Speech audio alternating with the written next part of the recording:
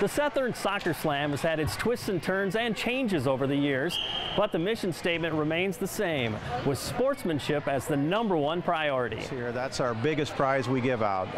It's imperative that we strive for that.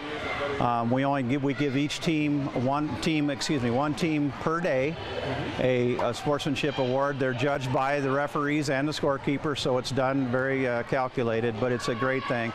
Plus, we have each coach gives the opposing team, one player from that team, a sportsmanship pin after every game as well. The basis of sportsmanship is huge here. That's how Seth lived. That's how he wanted people to see his legacy live on in Geneseo, and now we've got these even these special pins here. Each team will get one at the beginning of the game, and after the game, each team will give them to the player on the other team that best fits that sportsmanship role that everyone looks for here at the Seth tournament.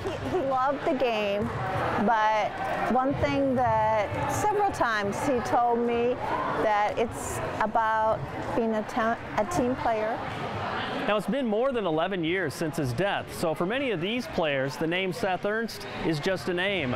But the people on the outside of the lines are making sure his legacy lives on. I mean, they don't know who Seth was. They weren't old enough when that accident happened, but it's kind of nice for them to hear the story and know that they're here for, for a good name. And the tournament's all about sportsmanship and being kind of the way Seth played and the way he lived his life. So I kind of, passing that along to all these kids. A lot of people came to support the cause and to watch everyone play for him. We're still here today, and we take for granted for having life for a living every day. And with him passing away, you don't realize how grateful you are to still be playing a sport that he loved. It kind of feels good to play for somebody else too, instead of just playing for ourselves. It's awesome. It just humbles our family that this whole community grabs this event and just supports it. We have over 60 sponsors now that sponsor this tournament, and it grows every year exponentially.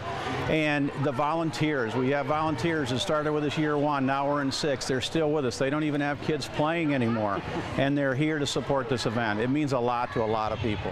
The younger ones that never knew Seth, maybe this will give them a chance to enjoy soccer and see why he enjoyed it so much. And I think with like the U2O group here,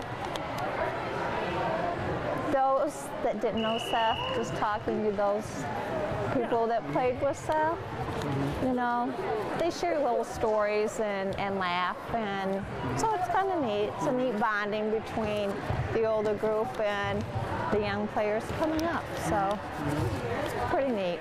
I just got married about a year ago in March, so he would have been someone that would be standing up next to me in our wedding. I had Grant Job in the wedding, and I wore actually a little pin I got from the soccer tournament. I wore it on the inside of my tux last year to kind of keep Seth there, and he was part of the wedding still, and it is tough because we're going through a lot of stuff, and that's why I try to keep in touch with Dave and Betty. My family's truly been blessed, and we got great faith, and excuse me, excuse me, but we know where Seth is.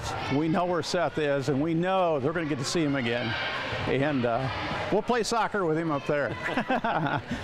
So. How important is it too that there's a bunch of kids sitting around here now playing out there too that they have that same passion? Like there's a kind of a fun, a common denominator that your son had that these kids have because it's soccer too. It is. It's this whole soccer community is awesome, and not only our community but all these surrounding communities. They come together. We have a goal to just have fun and enjoy each other, and we accomplish that every year.